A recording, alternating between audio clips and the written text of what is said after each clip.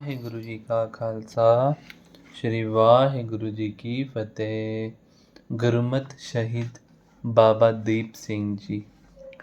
चैत्र माह का एक दिन रहते प्रभात काल रात के पिछले पहर गुरु जी की शरण में अनगिनत संगत तैयार बैठी है।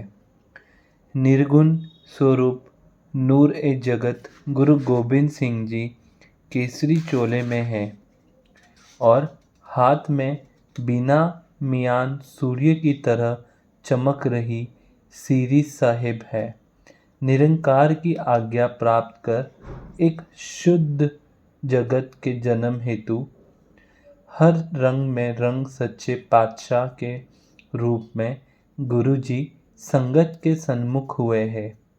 सीरी साहिब रहित दोनों हाथ जोड़कर शीश झुका संगत को फतेह बुलाकर आसन ग्रहण किया है।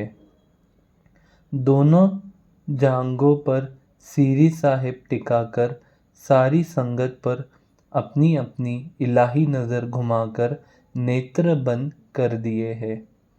कुछ समय शून्य के बाद गुरु जी के मुख से एक शब्द वाहिगुरु प्रकट हुआ। शब्द प्रकट होते ही चारों ओर सारा आसमान गूंज उठा। शब्द की गरज से पश्चिम की तरफ से शीत पवन की लहरें चलती शुरू हो गई, जिससे पल ही पल में छोटी छोटी बिजली की चमक के साथ पीपे पपीहे की खुराक वाली महीन बूंदे अमृत धारा हर एक जन के रोम रोम में दाखिल हो रही है।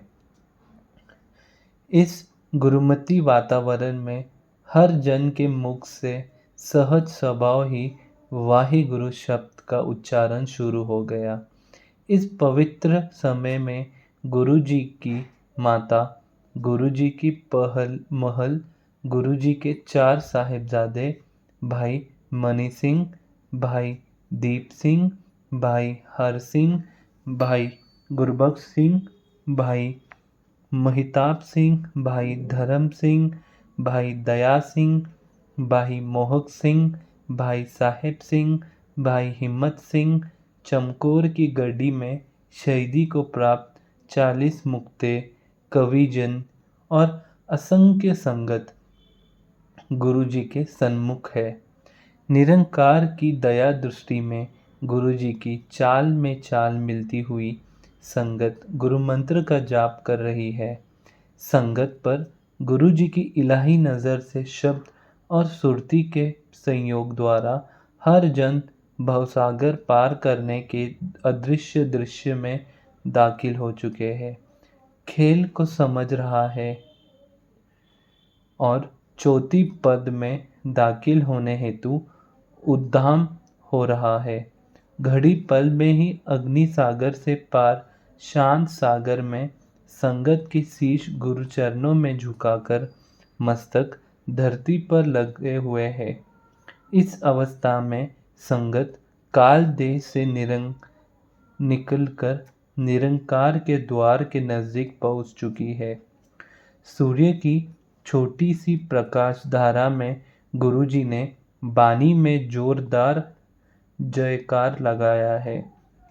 जयकार की गूंज सड़का संगत के नेत्र खुले हैं।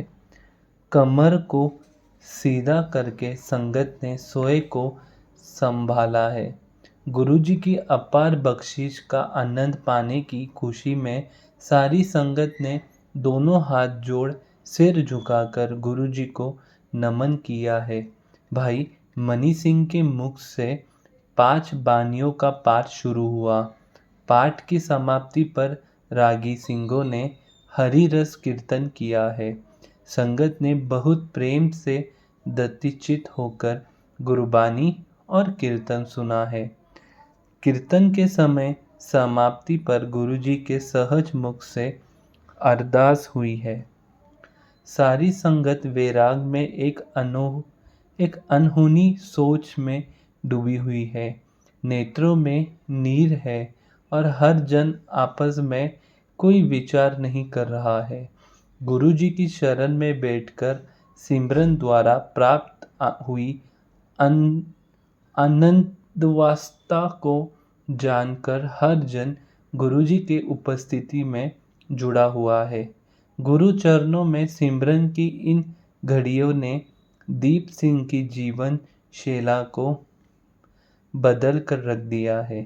गुरु कृपा द्वारा अलौकिक सफर में देवी गुणों ने दीप सिंह को गुरुजी के बहुत नज़दीक कर दिया है। गुरुजी की शरण में बैठे कुछ समय पश्चात शब्द से सूरत दूर होती है तो दीप सिंह के नेत्र खुलते हैं। सामने गुरुजी के दर्शन होते हैं।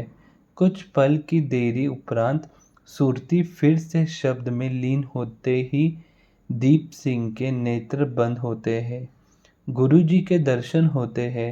गुरु कृपा द्वारा दीप सिंह को हरि मार्ग पर यात्रा की इजाज़त मिल चुकी है, जो विरलों को नसीब होती है।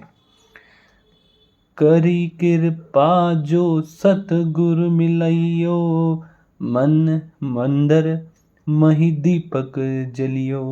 जीत हार की सोच करी, तो इस घर की कीमत परी।